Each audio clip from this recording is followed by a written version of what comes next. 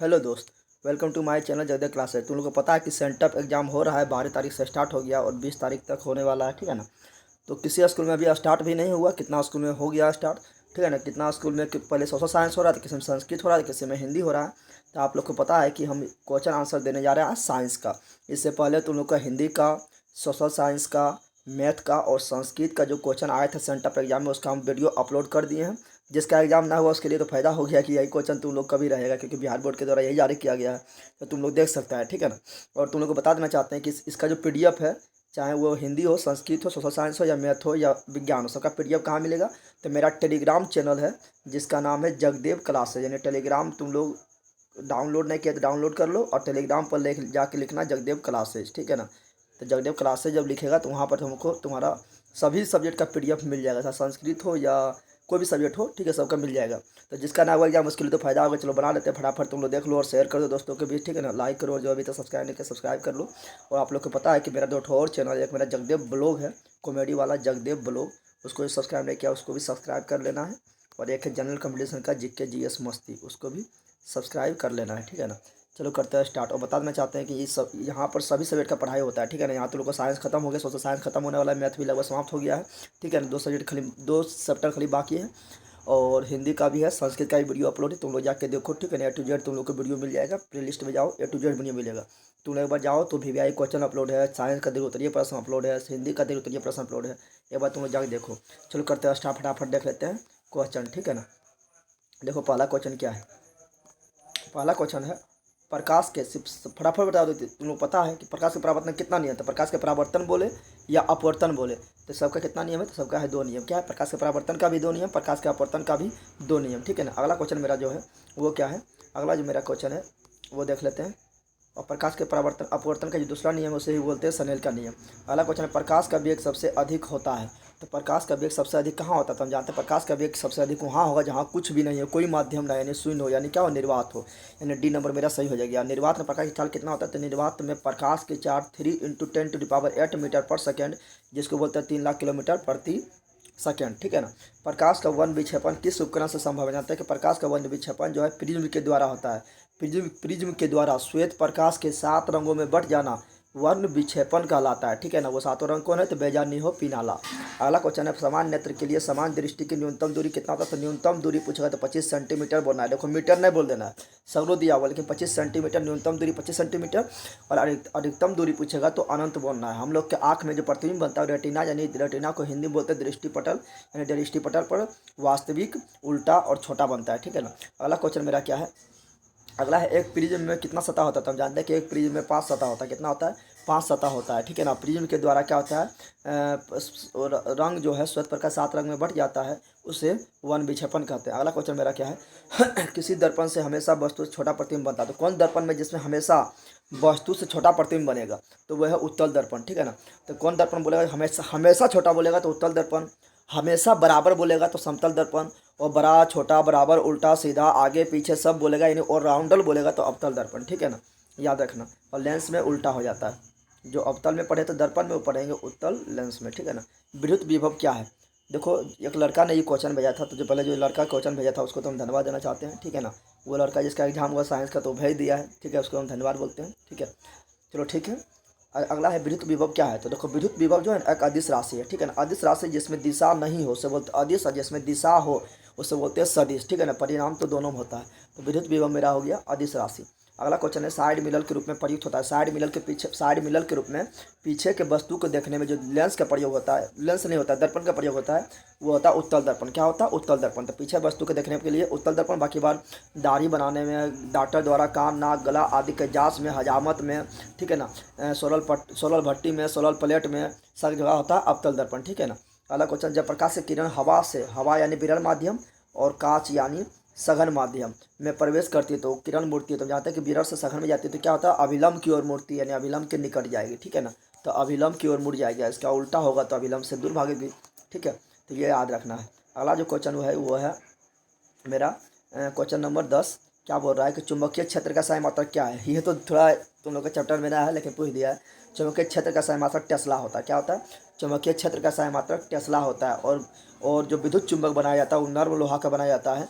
और जो होता है अस्थायी चुंबक होता है वो इस्पात से बनाया जाता है। समांतर क्रम में बोल रहा था, समांतर क्रम हम जानते हैं कि समांतर क्रम में होता है 1/r बराबर 1/r1 जोड़ 1/r2। समांतर क्रम इसी तरह जोड़ते हैं, पता है तुम लोग को, इस तरह जोड़ते हैं ना। अब हम बोल रहा है कि r बराबर क्या होगा बताना है, तो इसको देखिए यहाँ पर हम क्या हो जाएगा, तो 1/r बराबर मेरा क्या हो जाएगा, तो यहाँ पर लेंगे हम क्या है, दोनों का लघुत्तम लेंगे तो r1 इंटू r2 नीचे हो जाएगा। अब r1 से ये r1 से कट जाएगा r2 ऊपर में गुना होगा तो यहाँ आएगा r2 हो जाएगा, प्लस उसका r2 से ये r2 कट जाएगा तो बचेगा r1 ऊपर में गुना होगा तो यहाँ आ जाएगा r1, ठीक है ना। लेकिन हमको r का मान निकालना है, 1/r का मान थोड़े निकालना है, तो r ऊपर जाएगा तो इसको मार दिए पलटी, इसको मार दिए हम पलटी, तो उसको भी मारेंगे पलटी, तो r1 इंटू r2 ऊपर चल जाएगा, ठीक है। तो देखो r1 इंटू r2 ऊपर में कहाँ पर, तो यहाँ पर है, और ये r1 प्लस r2 जो ऊपर में हो जाएगा नीचे, तो यहाँ पर है, यानी सी नंबर मेरा सही हो गया, ठीक है ना। और संयुक्त क्रम में सीधे जुट जाता है, संयुक्त क्रम में होता है r बराबर r1 जोड़ r2 जोड़ r3 r4, इसी प्रकार सीधे जुट जाता है, ठीक है ना। अगला जो क्वेश्चन मेरा है वो क्वेश्चन है, तुम लोग लाइक कर दो और जो शेयर नहीं किया शेयर कर दो, सब्सक्राइब कर लो जो सब्सक्राइब नहीं किया है। यहाँ पर क्लास 10 का A to Z पढ़ाई होता है, ठीक है ना। जूल बटा कूलम क्या है, तुम जानते हैं कि विद्युत विभव यानी V बराबर क्या होता है, W/Q। क्या होता है, W/Q। W यानी कार्य कैसा है मतलब जूल हो गया, Q यानी आवेश, आवेश कैसा मतलब कूलम हो गया, और यानी V मतलब विद्युत विभव, और विभव कैसा मतलब वोल्ट होता है, यानी A नंबर सही हो जाएगा, ठीक है ना। अब विद्युत विभव या विभवांतर को हम मानते हैं वोल्ट मीटर के द्वारा मापते हैं। दूरदृष्टि दोष, तो दूर देखो सर ट्रिक भी बताए थे तुम लोग को, यहाँ डालो, जो दिखाई देगा वही दोष, ठीक है ना। तो बोला दूर दृष्टि दोष में नेत्र साफ देख सकता था, दूर दृष्टि दोष था दूर वाला वस्तु साफ देखा, निकट वाला वस्तु साफ दिखाई नहीं देगा, यानी जो दोष रहेगा वही दिखाई देगा। निकट दृष्टि दोष तो निकट की वस्तु साफ दिखाई देगा, लेकिन दूर का वस्तु साफ दिखाई नहीं देगा। और ट्रिक बताए थे, दूर का वस्तु में बताए थे उत्तल लेंस, क्या बताए थे, उत्तल लेंस, और निकट के वस्तु निकट के दृष्टि दोष को दूर करते हैं अवतल लेंस से। कैसे याद रखेंगे, तो दूर छोटा है तो उत्तल भी छोटा है, निकट बड़ा है तो अवतल भी क्या है, बड़ा है, 4 अंक है, ठीक है, याद रखना। अगला क्वेश्चन है, हमारे घर में जो विद्युत आपूर्ति की जाती है वह है, तो हमारे घर में जो विद्युत आपूर्ति आता है पहले याद रखना कि वो AC होता है, क्या होता है, AC करंट होता है, ठीक है ना। अब तुम लोग को पता है, अब बैटरी में जो होता है DC यानी डिस्ट धारा होता है, ठीक है ना। AC करंट को बोलते हैं प्रत्यावर्ती, तो प्रत्यावर्ती यहाँ पर है, और 220 वोल्ट का होता है, क्या होता है, 220 वोल्ट का, तो ये हमारा C नंबर सही हो जाएगा, ठीक है ना। और पूछेगा आवृत्ति कितना होता है, तो आवृत्ति का समय होता है हर्ट्ज, क्या होता है, तो आवृत्ति हो जाएगा 50 हर्ट्ज, ठीक है ना। 220 ये होता है क्या, वोल्टेज होता है, 50 हर्ट्ज आवृत्ति होता है, जो हम लोग का घर में आता है ट्रांसफार्मर के द्वारा। बोल रहा है क्या, लघुपतन के समय विद्युत धारा का मान क्या है, तो लघुपतन के समय जो होता है विद्युत धारा का मान अधिक हो जाता है, ठीक है ना। लघुपतन यानी शॉर्ट सर्किट, अतिभालन यानी ओवरलोडिंग के समय विद्युत धारा का मान बहुत हो जाता है। अगला जो क्वेश्चन है वो है, बिजली का सुचालक है, तो बिजली का सुचालक कौन है, तो जानते हैं ग्रेफाइट एकमात्र अधातु है जो क्या है, तो जो विद्युत का सुचालक है, ठीक है ना। अधातु होते हुए विद्युत का सुचालक है, और चमकता भी है, चमकता है ग्रेफाइट और आयोडीन दोनों चमकता है।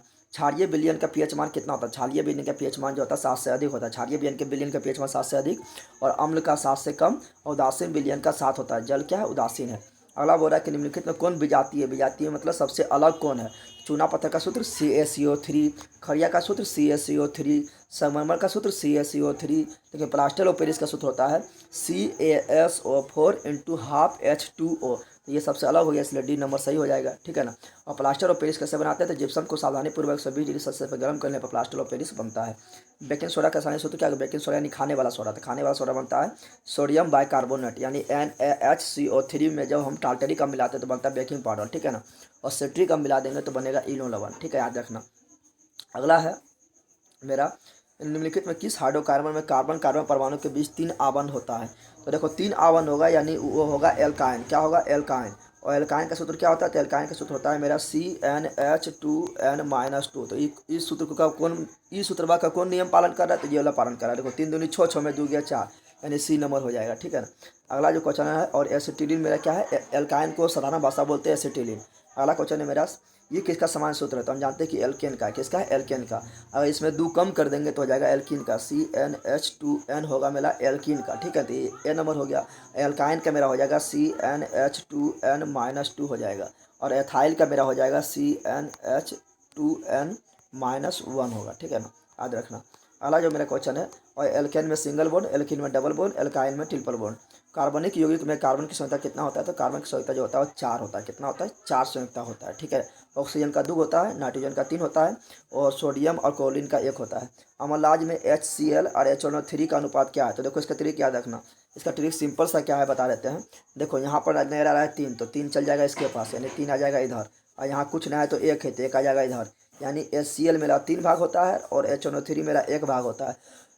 तो इसका आंसर हो जाएगा 3:1। इसी को बोलते हैं अम्ललाज, इंग्लिश में बोलते हैं एक्वारेजिया, जिसमें सोना भी घुल जाता है, ठीक है ना। अगला जो क्वेश्चन है वो है हमारा शरीर का पीएच मान कि किस शीशा में सही तरीके से कार्य करता है। हमारे शरीर में जो पीएच मान होता है 7 से, यानी पानी 7 होता है और रक्त का मान पीएच मान 7.4 होता है, यानी 7 और 7 से अधिक, यानी ये हो जाएगा, ठीक है ना। अगला जो क्वेश्चन है वो क्या है, अगला है वो है कि कौन सा अधातु बोल रहा है। यहाँ ध्यान देने की बात है कि अधातु बोल रहा है जो कमरे के ताप पर द्रव अवस्था में पाया जाता है।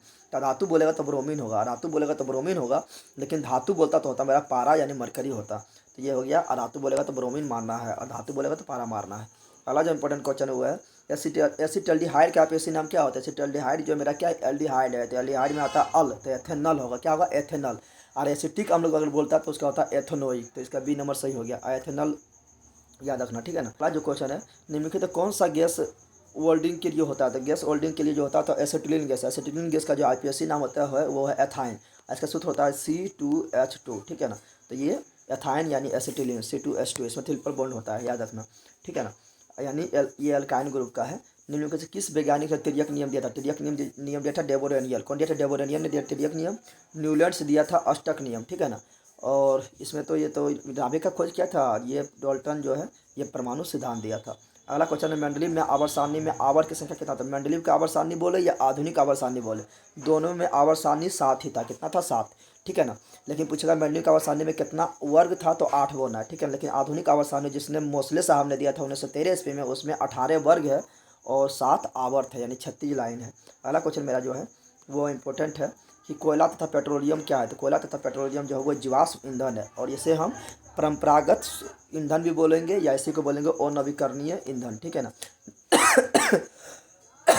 सॉरी, निम्नलिखित में कौन प्राकृतिक संसाधन है। प्राकृतिक संसाधन कौन है, जल वायु मृदा सब प्रकृति द्वारा मिला है, तो ये सभी प्राकृतिक संसाधन है और इसको बोलेंगे नवीकरणीय भी, ठीक है ना। कैल्शियम का परमाणु संख्या कितना, कैल्शियम का परमाणु संख्या 20 होता है, क्लोरीन का 17 होता है, सोडियम का 11 होता है, लोहा का 26 होता है। इतना चीज़ याद रखना। अगला जो क्वेश्चन है वो क्या है, स्वपोषी पोषण के लिए आवश्यक है। स्वपोषी पोषण के लिए तीनों आवश्यक, CO2 तथा जल, क्लोरोफिल, सूर्यप्रकाश सभी आवश्यक है। और पेड़ पौधा क्या है, तो पेड़ पौधा जो है स्वपोषी है, यानी अपना भोजन खुद बनाता है। अगला इंपॉर्टेंट क्वेश्चन है निम्नलिखित में कौन एक अपघटक है, यानी सलाने गिराने काम कौन करता है, पेड़ पौधा यानी जीव जंतु के अवशेष को, तो बैक्टीरिया। तो जीवाणु, विषाणु, कीटाणु सब क्या है, तो ये सब अपघटक है, ठीक है ना। और पेड़ पौधा जो है उत्पादक है और जीव जंतु जो है वो क्या है, तो भोक्ता है, ठीक है ना। अगला क्वेश्चन जो मेरा है देख लेते हैं, एक लिंगी पुष्प। तो एक लिंगी पुष्प जो है वो क्या है, पपीता। पपीता में एक लिंग पाया जाता है, यानी जो फूल में खाली नर भाग रहेगा तो नरे रहेगा और जो फूल में खाली मादा भाग रहेगा वो मादे रहेगा, यानी पपीता रहता है, ठीक है ना। सरसों, अड़हुल सब उभय लिंगी, याद रखना। ये ज़्यादा क्वेश्चन पूछता है, ठीक है। कहाँ भाग गया तुम। अगला क्वेश्चन देखते हैं, अगला है वो तो हो गया ना पपीता वाला, नहीं भाग गया था, बहुत सारा क्वेश्चन छूट गया था। अगला क्वेश्चन जो है मेरा, मेंडल ने अपने प्रयोग में किस पौधे का चयन किया था। तुम जानते हैं कि मेंडल जो किया था वो किया था मटर का प्रयोग। कौन किया था, मटर का प्रयोग किया था, ठीक है ना। और मेंडल के प्रथम नियम को बोलते हैं पृथक्करण का नियम। अगला जो है जीव किस प्रक्रम द्वारा संख्या बढ़ाते हैं। जनन, सिंपल बात है, जनन के द्वारा क्या अति बढ़ाती है, अपना संख्या बढ़ाती है, चाहे लैंगिक जनन हो या अलैंगिक जनन हो, चाहे कोई भी जीव जंतु हो। अगला क्वेश्चन है नर युग्मक और मादा युग्मक जब मिलता है, यानी शुक्राणु और अंडाणु जब मिलता है तो क्या कहते हैं, उसे कहते हैं निषेचन। और निषेचन जो होता है वो कहाँ होता है, जीव जंतु में तो होता है फिलोपियन ट्यूब में होता है, ठीक है ना, अंडवाहिनी में। और भ्रूण का विकास जो होता है वो होता है गर्भाशय में।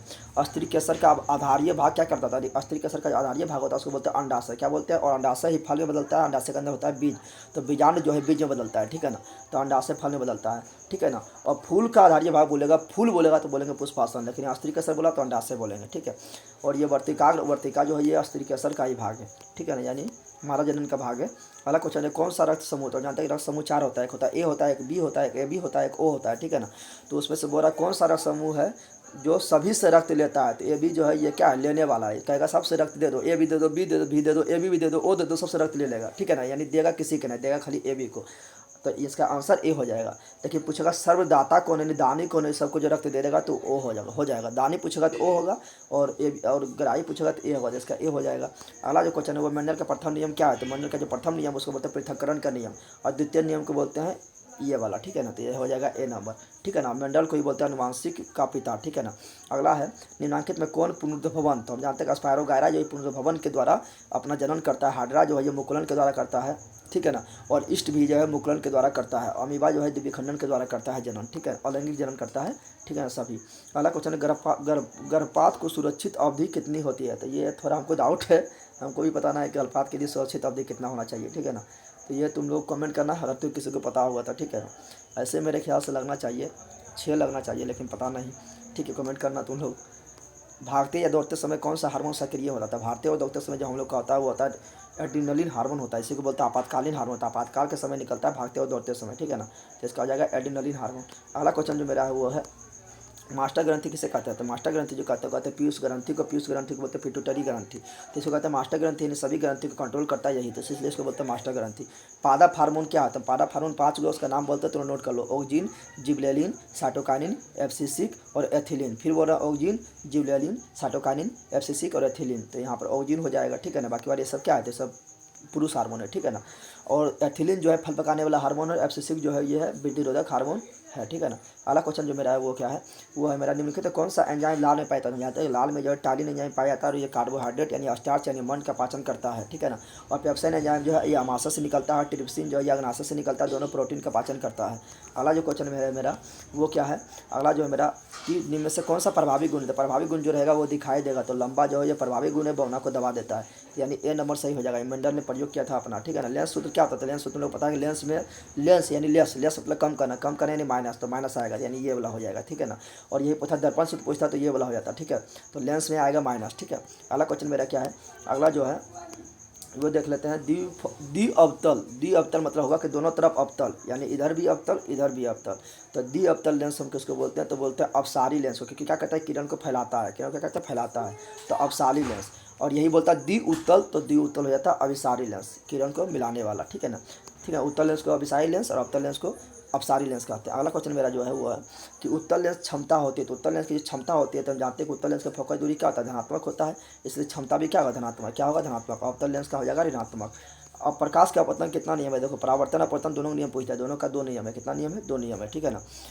अगला क्वेश्चन है मेरा क्या, अगला है कौन रंग खतरे के सिग्नल में उपयोग किया जाता है, जहाँ तक खतरे के सिग्नल के रूप में लाल रंग का उपयोग किया जाता है। लाल रंग का तरंगदैर्घ्य सबसे अधिक होता है, विचलन सबसे कम होता है, बैगनी रंग का विचलन जो है सबसे ज़्यादा होता है और तरंगदैर्घ्य कम होता है। जितना बोले फटाफट बोल दिए, लेकिन तुम लोग को ध्यान देना है, ठीक है ना। अगला विद्युतमय तार समानता होता है, तो विद्युतमय तार जिससे करंट जाती है, ठीक है, जिंदा तार जिसको बोलते हैं वो लाल रंग का होता है, ठीक है, तो लाल रंग का हो जाएगा, ठीक है। और जो उदासीन तार होता है वो काला होता है, ठीक है। और यहाँ बता देना चाहते हैं हरा रंग का जो तार होता है वो ठंडा तार होता है, ठीक है ना, याद रखना। और स्विच कौन बोलते हैं, विद्युतमय तार यानी लाल तार में स्विच को जोड़ते हैं, ठीक है ना, याद रखना। और सैनिक क्रम में जोड़ते हैं। विद्युत मोटर परिवर्तित करता है, तो विद्युत मोटर क्या करेगा, तो विद्युत आ रहा है तो विद्युत से शुरू करो, तो विद्युत मोटर, तो विद्युत खोलो कहाँ पर लिखल है शुरू में, तो यहाँ पर लिखल है, तो यहाँ लिखल है, तो विद्युत ऊर्जा को यांत्रिक ऊर्जा में बदलता है विद्युत मोटर, ठीक है ना। और डायनेमो बोलता है, डायनेमो का ये होता है, डायनेमो का ये होता है, ठीक है, याद रखना। और विद्युत मोटर फ्लेमिंग के 12 हस्त नियम पर कार्य करता है, जबकि डायनेमो जो है या जनरेटर जो है वो फ्लेमिंग के 12 हस्त नियम, उल्टा बोल दिए कि विद्युत मोटर जो है फ्लेमिंग के बायां हस्त नियम पर काम करता है, डायनेमो जो है वो फ्लेमिंग के दायां हस्त नियम पर काम करता है। अगला किसी चालक का प्रतिरोध निर्भर करता है, जाते चालक का प्रतिरोध जो है चालक के लंबाई पर, मोटाई यानी क्षेत्रफल पर और प्रकृति पर, तीनों पर निर्भर करता है, तो यहाँ सभी हो जाएगा, ठीक है। अगला क्वेश्चन मेरा क्या है, अगला है विद्युत मोटर परिवर्तित करता है, तो बता चुके हैं, ये तो हो चुका है पूरा।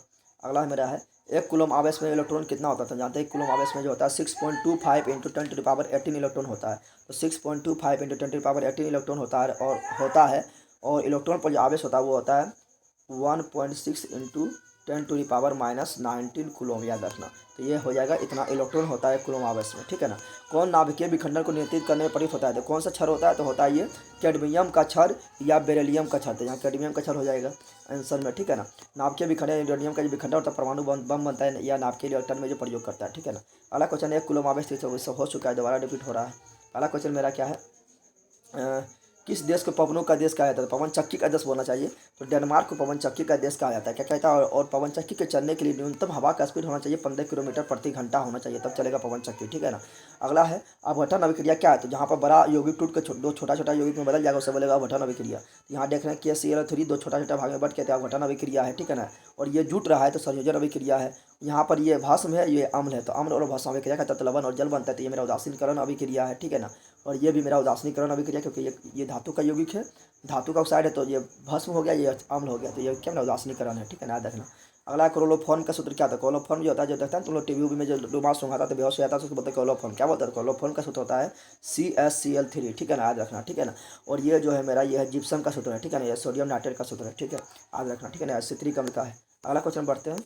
अगला जो मेरा है, निम्नलिखित में कौन लवण है? तो लवण कौन होगा? तो जो ना तो अम्ल है ना तो भस्म है, वो क्या होगा? लवण। तो यहाँ देख रहे हैं NaCl मेरा क्या है? नमक का सूत्र है, इसलिए मेरा लवण है। ये क्या है? मेरा भस्म है, क्योंकि OH आ रहा है, इसमें भी OH आ रहा है, तो ये क्या है? मेरा भस्म है यानी क्षार है, और ये मेरा क्या है? अम्ल है, क्योंकि आगे H आ रहा है, ठीक है ना। अगला क्वेश्चन मेरा क्या है? लोहे के परमाणु संख्या होता है, तो लोहे का परमाणु संख्या 26 होता है, बता चुके हैं, ठीक है ना, 26 होता है, ठीक है ना। और सोडियम का 11 होता है, और क्लोरीन का 17 होता है, याद रखना। ये सब जो पूछे थे, कैल्शियम का 20 होता है, पोटेशियम का 19 होता है, जितना बोले थे याद रखना। अगला बोला है किस धातु को चाकू से सरलता से काटा जा सकता है? तो जहाँ तक सोडियम धातु जो है, इसको सरलता से चाकू से काटा जा सकता है, और सोडियम धातु को सुरक्षित के लिए हम केरोसिन तेल में डुबा के रखते हैं, और फास्फोरस को पानी में, ठीक है ना। अगला हेमेटाइट निम्नलिखित में किस धातु का अयस्क है? तो जानते हैं कि मैग्नेटाइट, हेमेटाइट, लिमोनाइट, सिडेलाइट सब किसका है? लोहा का। किसका है? लोहा, यानी लोहा का संकेत होता है Fe, जिसका परमाणु संख्या 26 होता है। अब अच्छा ट्री बताए थे महल से, क्या बताए थे? महल से इसका ट्री भी बताए थे। तो मो से मैग्नेटाइट, हो से हेमेटाइट, लो से लिमोनाइट, सो से सिडेलाइट। ये किसका है? तो लोहा का अयस्क है। और कोयला का अयस्क होता है एंटासाइट, बिटुमिनस, लिग्नाटाइट, पीट कोयला। अगला क्वेश्चन है, धातु ऑक्साइड होता है, धातु ऑक्साइड जो होता है वो क्या होता है? क्षारीय होता है, ठीक है ना। ओ से धातु, ओ से अम्लीय, ओ से धातु, ओ से अम्लीय, धातु का अम्लीय होगा और धातु का क्षारीय होगा, याद रखना, ठीक है। अगला जो क्वेश्चन है वो मेरा है, इससे बहुत सारे क्वेश्चन तुम्हारा डायरेक्ट आ जाएगा परीक्षा में, ठीक है ना, फाइनल एग्जाम में। सरलतम हाइड्रोकार्बन क्या है? जिसमें एक कार्बन आएगा, तो एक कार्बन किसमें आएगा? तो मीथेन में, मैथ में एक कार्बन, एथ में 2 कार्बन, प्रोप में 3 कार्बन, ब्यूट में 4 कार्बन, तो ये होगा मीथेन सरलतम हाइड्रोकार्बन है, ठीक है ना। अगला क्वेश्चन मेरा, दही में कौन सा अम्ल पाया जाता है? दही और दूध में पाया जाता है लैक्टिक अम्ल। कौन पाया जाता है? लैक्टिक अम्ल पाया जाता है, ठीक है ना। सार्ट्रिक अम्ल खट्टा फल में, संतरा, नींबू में। और जेलिक अम्ल पाया जाता है टमाटर में, ठीक है ना। मेथोइक अम्ल पाया जाता है किसमें? चिटूटी के डंक में, जिसको हम फार्मिक अम्ल भी बोलते हैं, ठीक है ना। अगला क्वेश्चन मेरा है, रबर एक बहुलक है, तो रबर किसका बहुलक है बताना है। तो रबर जो है बहुलक है आइसोप्रीलिन का। किसका है? आइसोप्रीलिन का बहुलक होता है रबर, ठीक है ना, याद रखना। अगला कार्बन का अप्रूप है, तो कार्बन का अप्रूप क्या है? तो कि हीरा होता है, ग्रेफाइट होता है, बकमिस्टर, फ्लोरीन, तीनों होता है, तो इनमें सभी हो जाएगा, ठीक है ना, तीनों है, ठीक है ना। हीरा सबसे कठोर है, और ग्रेफाइट जो है वो एकमात्र अधातु है जो क्या है? विद्युत का सुचालक है। अगला क्वेश्चन मेरा है क्या, कि मनुष्य में गुणसूत्र कितना संख्या? तो संख्या पूछेगा तो 46 बोलना है, क्या बोलना है? 46। और जोड़ा पूछेगा तो 23 बोलना है, तो जोड़ा ना पूछेगा, यहाँ संख्या पूछा तो 46 होगा, क्या होगा? 46 होता है, ठीक है ना। अब पुरुष क्रोमोसोम XY होता है, और महिला क्रोमोसोम होता है वो डबल X होता है, याद रखना, ठीक है ना। और जो लिंग का निर्धारण होता है पुरुष के क्रोमोसोम पर। अगला है उत्सर्जी अंग कौन है? तो जानते हैं सबसे प्रमुख उत्सर्जी अंग जो है मेरा वृक्क, जिसको किडनी भी बोलते हैं। और वृक्क का संरचनात्मक एवं क्रियात्मक इकाई को नेफ्रॉन बोलते हैं। यही क्वेश्चन दिखा के बोल दिया, तो इसका हो जाएगा नेफ्रॉन। क्या हो जाएगा? नेफ्रॉन। अगला जो क्वेश्चन मेरा है वो है, पाचन क्रिया कहाँ पूर्ण होता है? पाचन क्रिया छोटी आंत में पूरा कंप्लीट हो जाता है, और पाचन क्रिया का स्टार्ट होता है मुख गुहा से, ठीक है ना। तो स्टार्ट पूछेगा तो मुख गुहा बोलना है, और अंत पूछेगा तो छोटी आंत बोलना है, ठीक है ना। छोटी आंत में ही भोजन का अवशोषण होता है, और जल का अवशोषण बड़ी आंत में होता है। उच्च रक्तचाप कहलाता है। उच्च रक्तचाप यानी हाई ब्लड प्रेशर, यानी हाई ब्लड प्रेशर को बोलेंगे हाइपरटेंशन, और निम्न रक्तचाप को बोलेंगे हाइपोटेंशन यानी लो ब्लड प्रेशर, ठीक है ना। अगला क्वेश्चन मेरा, एंड्रोजन क्या है? तो एंड्रोजन जो मेरा ये है नर हार्मोन, ठीक है ना। तो एंड्रोजन और टेस्टोस्टेरोन, याद रखना, काफ़ी इंपॉर्टेंट, इससे क्वेश्चन आना फिक्स है। एंड्रोजन और टेस्टोस्टेरोन ये मेरा नर हार्मोन है, और जबकि मेरा जो है एस्ट्रो बोल रहा है, एस्ट्रोजन और ऑक्सीटोसिन ये मादा हार्मोन है, ठीक है ना। तो एस्ट्रोजन बोलेगा तो मादा हार्मोन, एंड्रोजन बोलेगा तो नर हार्मोन, याद रखना। सबसे छोटा अंतःस्रावी ग्रंथि क्या है? तो बता चुके हैं पिट्यूटरी ग्रंथि यानी पीयूष ग्रंथि जो है सबसे छोटा अंतःस्रावी ग्रंथि है, इसे मास्टर ग्रंथि भी कहते हैं। पुरुष का मैथुन अंग क्या है? मैथुन अंग है उसका सीसन होता है, सीसन। और वृषण बोलते हैं उसको, जो तुम लोग का जो हाइड्रोसिल होता है उसको बोलते हैं वृष, और जो आगे होता है उसको बोलते हैं सीसन, ठीक है। तो मैथुन अंग, ठीक है। अगला क्वेश्चन मेरा है, मनुष्य का वैज्ञानिक नाम क्या है? तो मनुष्य का वैज्ञानिक नाम है होमोसेपियंस। क्या है? मनुष्य का वैज्ञानिक नाम होमोसेपियंस से याद रखना, ठीक है ना। बीज पत्र का कार्य क्या है? तो बीज पत्र का कार्य है सुरक्षा प्रदान करना, यानी बीज का अंदर जो सुरक्षा प्रदान करना, ठीक है। अगला क्वेश्चन मेरा है, हो गया क्या? हाँ, हो गया क्या? 80 क्वेश्चन, हाँ 80 क्वेश्चन तो हो गया है। तो अभी तक जो सब्सक्राइब नहीं किया सब्सक्राइब कर लो, ठीक है ना। जो नया नया चैनल पर लाइक नहीं किया जो अभी तक लाइक कर दो, और तुम लोग अपना दोस्तों के भी शेयर करो, चाहे वो तुम्हारा भाई हो या बहन हो या भाभी हो या पड़ोसी अड़ोसी दोस्ती नहीं जिसके पास, शेयर करो चैनल के बारे में बताओ, ठीक है ना। इस पर तुम लोग को बहुत ज़्यादा कंटेंट अच्छी तरह बता रहे हैं, तो बताओ चैनल के बारे में, इतना भी सपोर्ट करो।